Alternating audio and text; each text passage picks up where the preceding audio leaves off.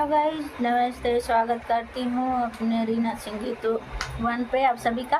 और आप सबके बीच लाई हूँ एक दर्द भरी कजरी गीत है। तो कैसा लगेगा आप लोग कमेंट जरूर बताइएगा। ये पति पत्नी के ऊपर है, तो कैसा लगेगा आप लोग जरूर बताइएगा कमेंट बॉक्स में। अगर अच्छा लगे तो सब्सक्राइब जरूर करिएगा।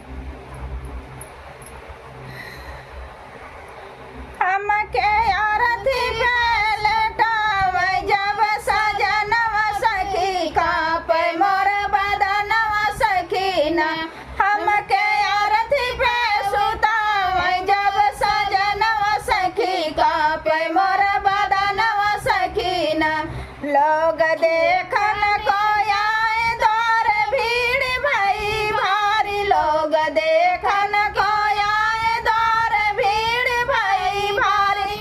हमर सैया रोवे लाया लगा सखी का पे मोर बदनवा सखी ना। हमर सैया रोवे लाया लगा सखी का पे मोर बदनवा सखी ना।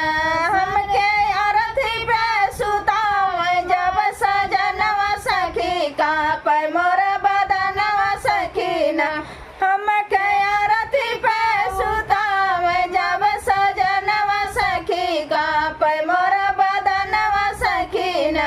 चारू ठाने लो जाए मेरे पिया पूछे बात, चारू ठाने को जाए मेरे पिया पूछे बात।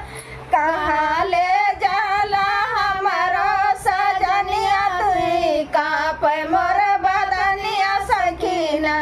कहाँ ले जाला हमारो सजनिया सखी का पे मोर बदनिया सखीना।